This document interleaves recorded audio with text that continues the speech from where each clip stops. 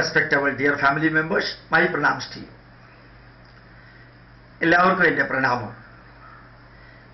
This is an article written by Dr. V.P. Gangadharan, oncologist, sent to me by Sri Gopalakrishnan, our coordinator from Alappuzha district.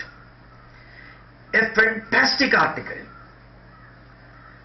Dr. V.P. Gangadharan, with whom Indian Institute of Scientific Heritage used to collaborate.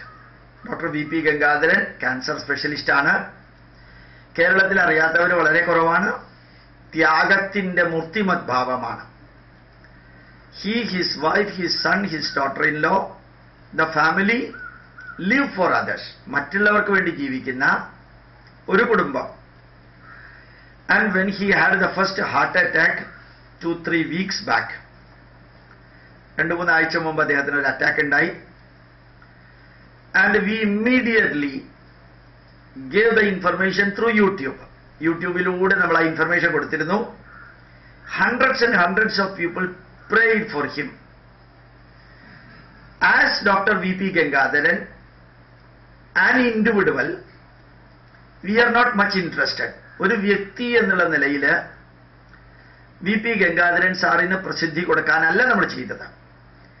The mission undertaken by him with devotion, sincerity, dedication, purity of mind, and living a simple life.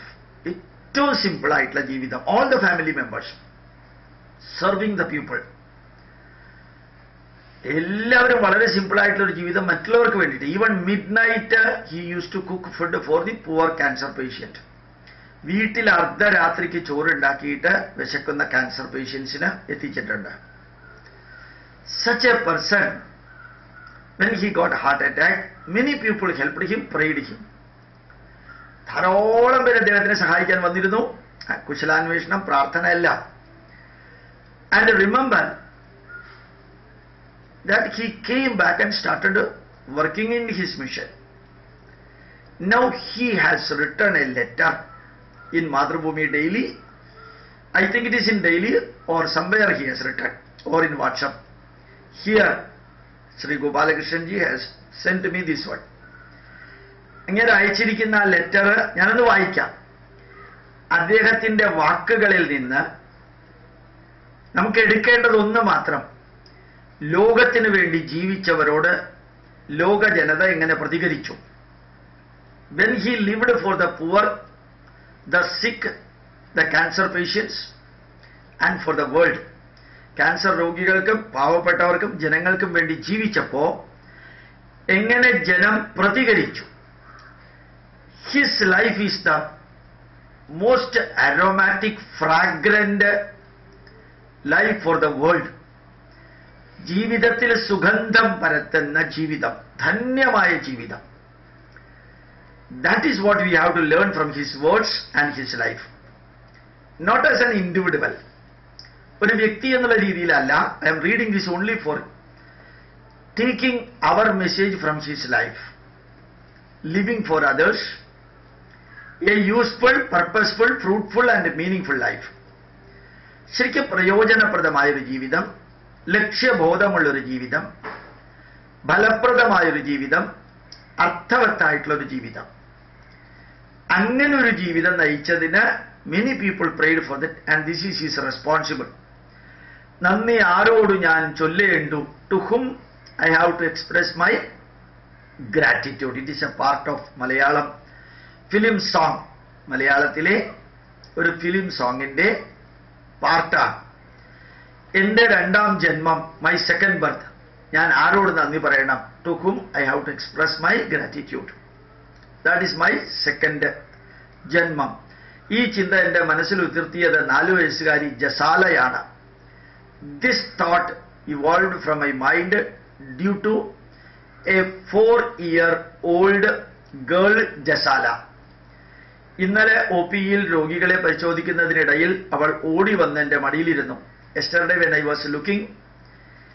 was examining the patients, that 4-year girl came running to me and sat on my lap. ഡോക്ടറുടെ ആരോഗ്യത്തിന് വേണ്ടി അവൾ എന്നും പ്രാർത്ഥിക്കുകയായിരുന്നു.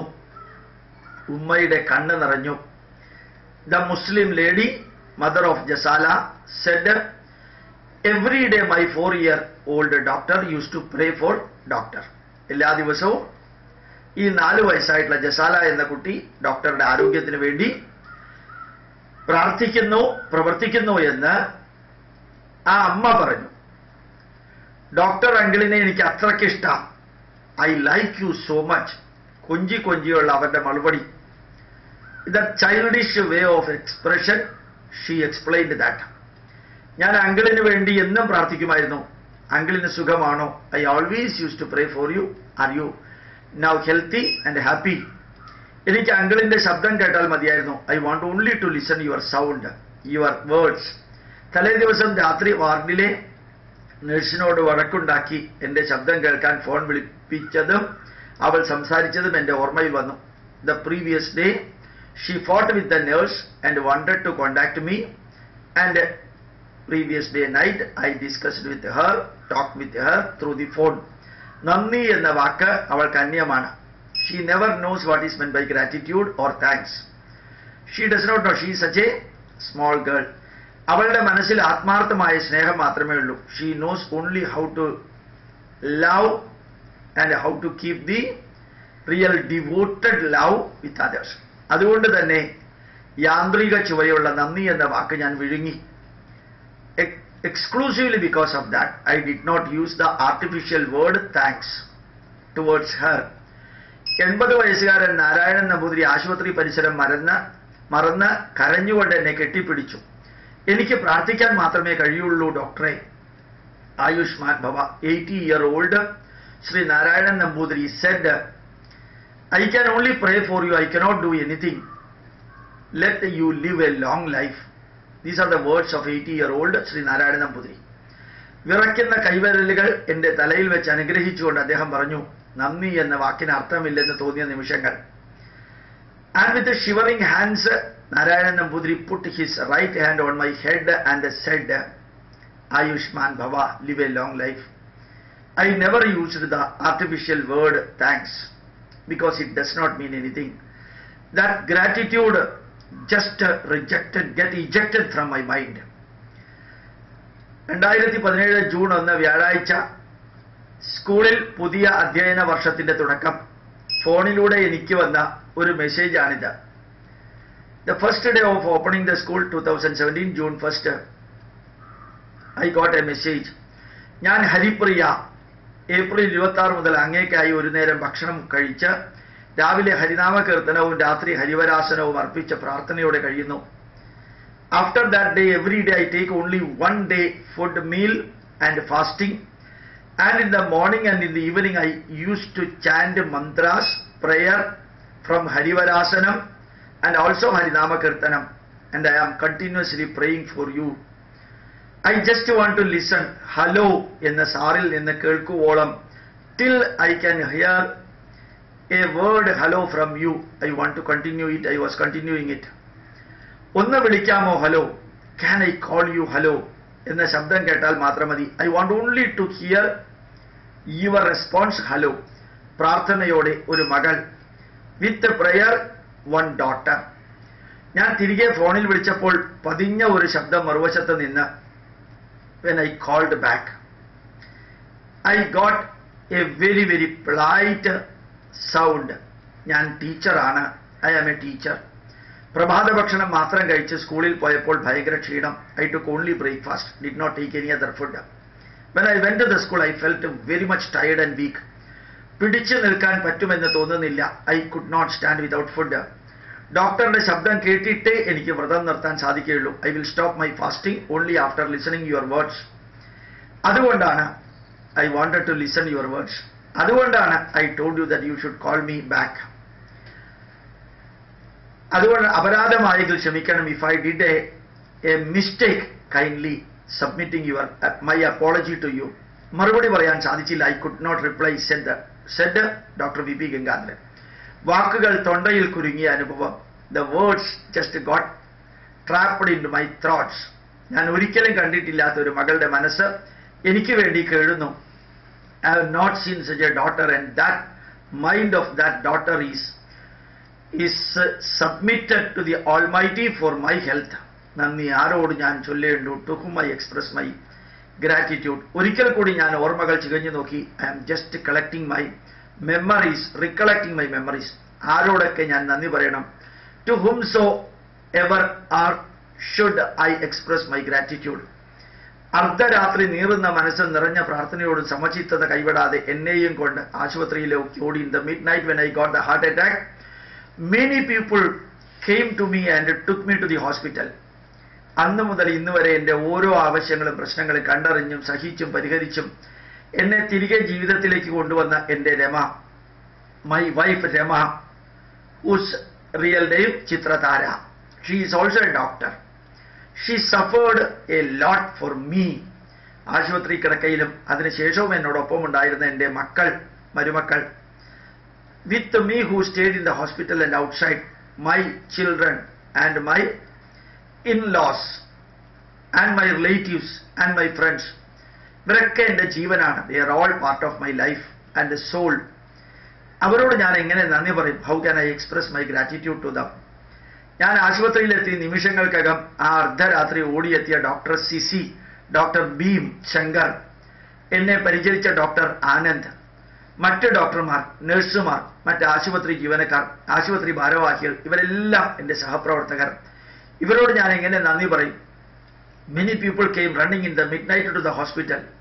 Dr. Sisi came, Dr. Bhim Shankar came, and Dr. Anand treated me directly. Many nurses were with me in that hospital, and many hospital employees were there, and also the hospital chairman and others, to whom I have to tell my gratitude.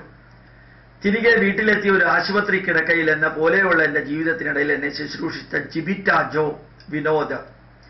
When I came back to my home, another lady, Jibita, Joe and Vinod, they wrote me, അങ്ങയെ ശുശ്രൂഷിക്കാൻ ലഭിച്ച ഈ അവസരം ഞങ്ങൾ എന്ന് ചെയ്ത പുണ്യമാണോ എന്തോ. When I came back to my home, Jibita, Joe and Vinod wrote to me, we could serve you when you were in the hospital. This is the virtue, the punyam that we have got in our life. We have performed the good thing in some other janma for serving you. ഏതോ ജന്മത്തിൽ ചെയ്ത ഒരു നന്മ നിറഞ്ഞ ആ പ്രവൃത്തി കൊണ്ട് അങ്ങയെ ചികിത്സിക്കാൻ ഞങ്ങൾക്ക് സാധിച്ചു. ആത്മാർത്ഥതയോടെ ഞങ്ങളത് നിറവേറ്റിയെന്ന് വിശ്വസിക്കുന്നു. We think that when we have done it with most sincerity. എങ്ങനെ ഞാൻ ഇവരോട് നന്ദി പറയും? How can I express my gratitude to them?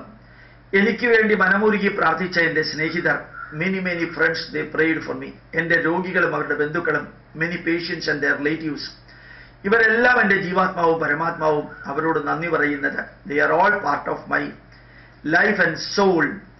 ഞാൻ എനിക്ക് വേണ്ടി പ്രാർത്ഥിക്കുന്നത് പോലെയാണ്. I am praying for my life that I am praying for others. പിന്നെയും അതേ ചോദ്യം, again the same question is coming from my mind. നന്ദി ആരോട് ഞാൻ ചൊല്ലേണ്ടു? whomsoever, to whom should I express my gratitude? ഉത്തരം കിട്ടാത്ത ചോദ്യം. I am not getting the answer for that. അല്ല, no, എനിക്കൊരു ഉത്തരമുണ്ട്. I have got an answer.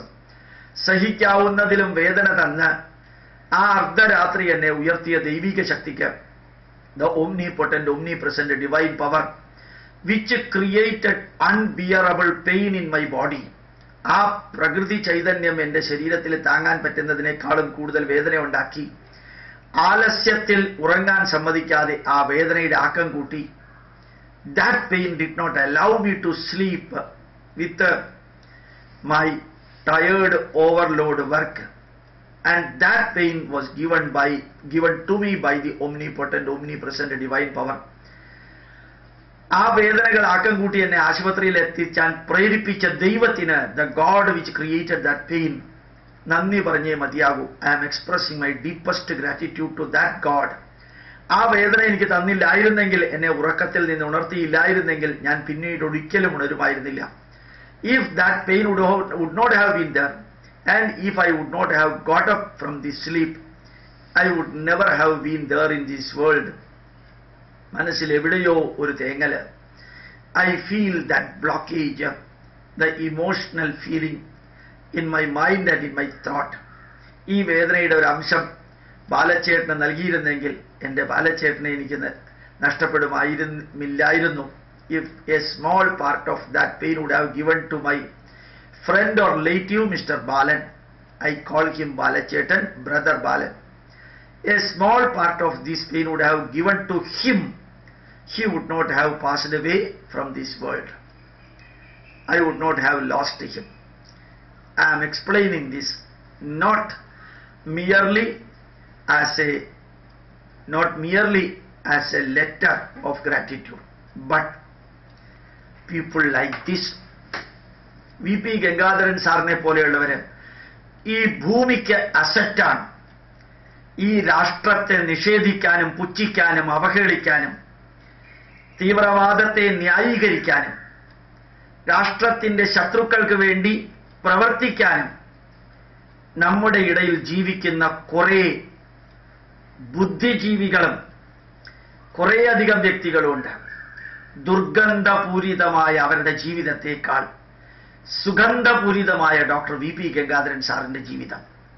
Many people in India, particularly in Kerala, living in the name of freedom of expression, supporting the terrorism, supporting our enemies, degrading our soldiers, degrading the patriots.